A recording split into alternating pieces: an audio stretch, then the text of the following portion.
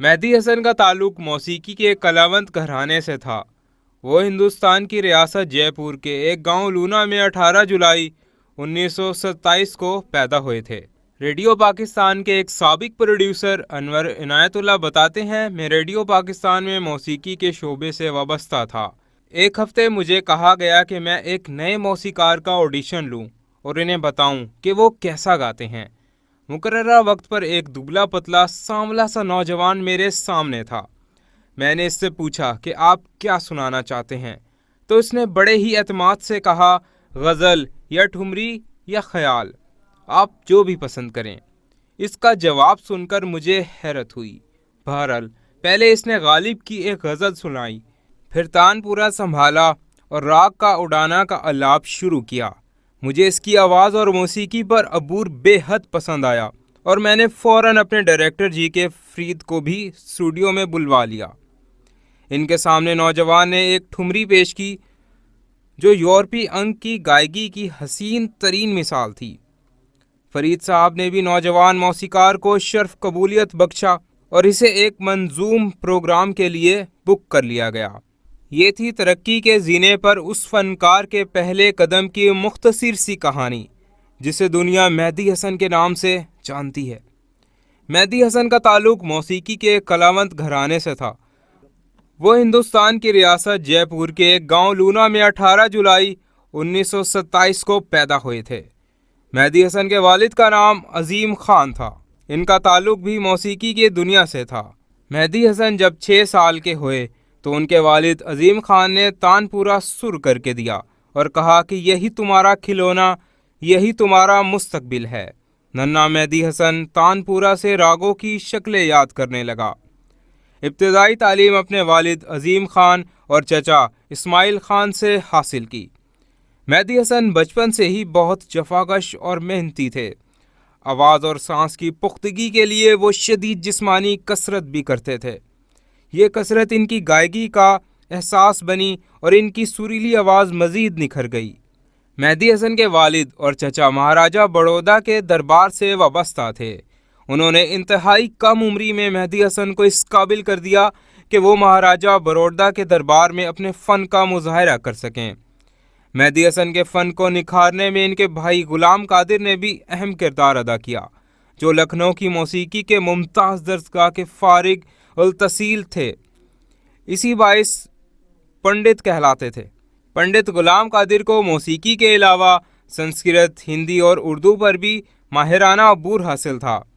قیام پاکستان کے بعد مہدی حسن اور پنڈت غلام قادر لاہور چلے آئے، جہاں پہلے انہوں نے فلمی صنعت میں قدم جمانے کی کوشش کی، مگر وہاں خاطر خواہ کامیابی نہ ملنے کے باعث وہ چیچا وطنی چلے گئے، جہاں انہیں سائیکلوں کی مرمت کا کام بھی کرنا پڑا۔ پھر انہوں نے سکھر سے ایک ماہر میکینک کش سے کاروں کو ٹھیک کرنے کا کام سیکھا اور پھر تقریباً 300-350 انجن اپنے ہاتھوں سے باندھے۔ مہدی حسن پیٹ پالنے کے لیے گاڑیوں کے میکینک کا کام تو کر ہی رہے تھے، مگر موسیقی سے ان کا لگاؤ جنون کی حد تک برقرار تھا۔ اسی زمانے میں انہوں نے ریڈیو پاکستان کراچی میں موسیقی کے پروگراموں کے حصول کے لیے آڈیشن دیا، جس کا احوال اوپر گزر چکا ہے۔ اس کے بعد انہیں گائے بگائے ریڈیو پاکستان بلایا جانے لگا اور ساتھ ہی ساتھ وہ شادی بیاہ اور ایسی ہی دوسرے پروگراموں میں اپنی گائیگی کا جادو جگانے لگے۔ ان پروگراموں میں وہ زیادہ تر طلعت محمود کے گانے سناتے تھے۔ ایسی ہی شادی کی ایک تقریب تھی جہاں مہدی حسن کی ملاقات ہدایت کار رفیق انور سے ہوئی۔ رفیق انور کو ان کی گائیکی بہت پسند آئی اور انہوں نے مہدی حسن کو اپنی فلم شکار میں گانا گانے کی دعوت دے دی۔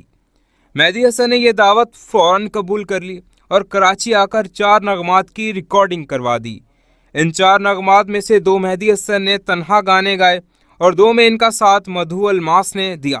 ان نغمات کو حفیظ جلندری اور یزدانی جلندری نے لکھا تھا اور ان کی موسیقی اصغر علی حسین نے ترتیب دی تھی۔ مہدی حسن نے فلمی دنیا کے لیے جو پہلا نغمہ ریکارڈ کروایا، اس کے بول تھے، میرے خیال و خواب کی دنیا لیے ہوئے۔ فلم شکار کے تمام گانے بہت مقبول ہوئے، مگر فلم کامیاب نہ ہو سکی۔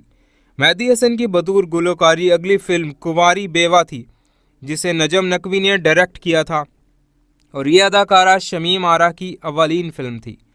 اس فلم میں مہدی حسن نے کوثر پروین کے ساتھ 2 نغمے ریکارڈ کروائے جن کی موسیقی قادری فرید اور فتح علی خان نے ترتیب دی تھی اور انہیں تفضیل ہوشیار پوری نے تحریر کیا تھا۔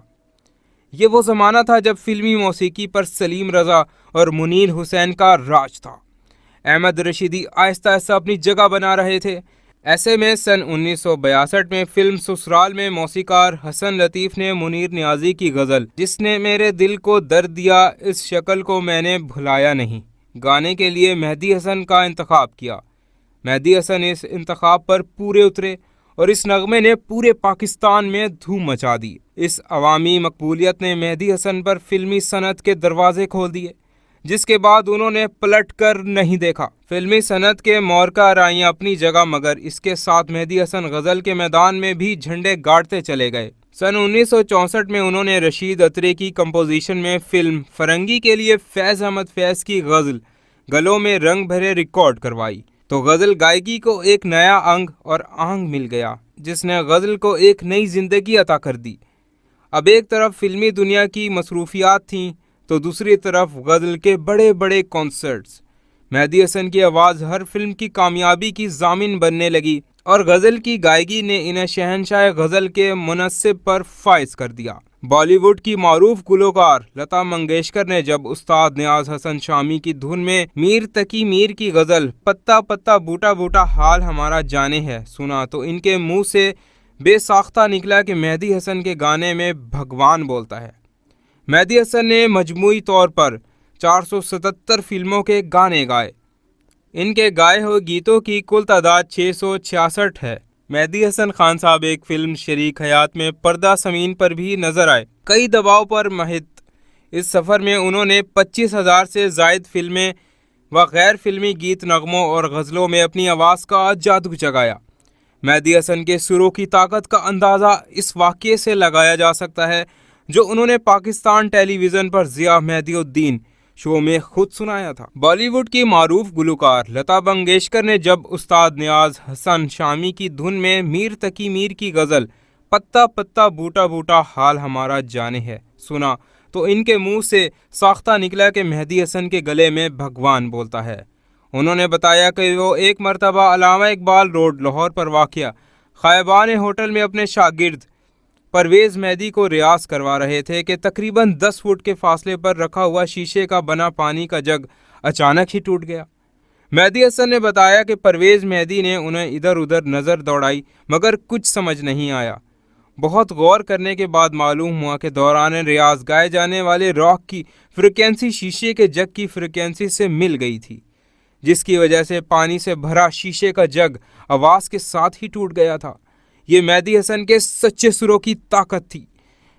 مہدی حسن کو ان کی فنی خدمات کے اعتراف کے طور پر تمغہ امتیاز، صدارتی اعزاز برائے حسن کارکردگی اور بلا امتیاز سے نوازا گیا۔ انہوں نے اپنی بہترین گائیکی پر نونگار بلیک فلم ایوارڈ اور لاتعداد دیگر ایوارڈ حاصل کیے۔ انڈیا نے انہیں سہگل ایوارڈ اور نیپال کی حکومت نے انہیں گورکا دشنا بھوکا ایوارڈ عطا کیا۔ کوئٹہ میں ہونے والے ایک غزل کنسرٹ میں مہدی حسن کو سٹیج پر مدعو کرنے سے پہلے مولانا کوثر نیازی نے ایک شعر پڑھا: بے ساختہ پکار اٹھی انجم تمام، فن آپ پر ہے حضرت مہدی حسن تمام۔ اور ملکہ ترنم نور جہاں نے کہا تھا کہ میں نے تان سین کا صرف نام سنا تھا، ان کو دیکھا مہدی حسن کے روپ میں ہے۔ طویل علالت کے بعد مہدی حسن کا 13 جون 2012 کو کراچی میں انتقال ہوا جہاں وہ نارتھ کراچی کے محمد شاہ قبرستان میں آسودہ خاک میں ہیں۔